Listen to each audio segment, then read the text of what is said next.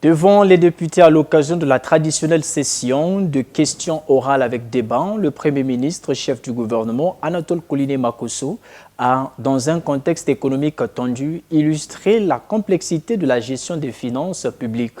En prenant l'exemple de 1200 milliards disponibles, il a expliqué comment les charges telles que les salaires, les émoluments des institutions et les primes consomment déjà 900 milliards. Suivons tous le Premier ministre. Pour gérer des inondations, des situations difficiles, tel qu'on l'a dit, l'honorable Gambili, la conjoncture qui peut être dictée par un cas de force majeure. Le ministre d'État, Ayessa, qui parlait tout à l'heure, disait « Oui, c'est la prévision, mais ce n'est pas la provision. On peut avoir prévu quelque chose. Et la circonstance, la conjoncture, le terrain, comme on le dirait en jargon militaire, vous commande autre chose. Mais le gouvernement doit agir, doit faire face à la situation. Ok, il peut arriver que la demande soit la dépense soit plus élevée que la prévision. Le gouvernement vient rendre compte à son Parlement. Voilà ce que nous avons fait. On acte, on corrige. Ça n'a été que cela, honorable président. Oui, on peut penser que lorsque nous disons qu'on a minoré l'investissement au profit du fonctionnement, que c'est le gouvernement qui en a tiré les dividendes. Honorable président, le budget est voté ici. La loi, c'est la vôtre.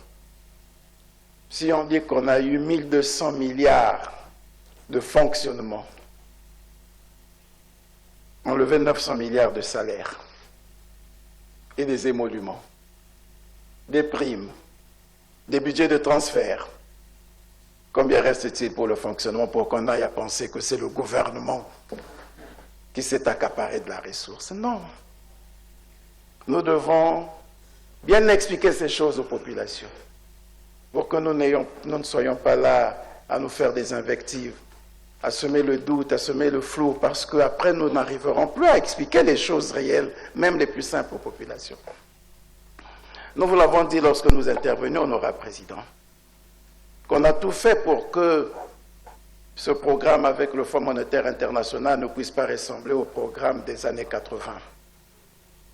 Ne puisse pas ressembler au programme des années 94, où on a été obligé de geler les intégrations à la fonction publique, où on a été obligé de déflater à la fonction publique, de fermer des entreprises, de geler les avancements, tel qu'on l'a dit ici. Oui, les avancements sont payés. Il peut y avoir des retards liés aux lenteurs administratives, mais les révisions des situations administratives des agents de l'État sont régularisées, sont rémunérées. Je ne sais pas le ministre d'État qui me dira le contraire, je ne pense pas. C'est payé. On n'a pas fait comme par le passé. Comment pensez-vous que nous puissions faire face à tout cela?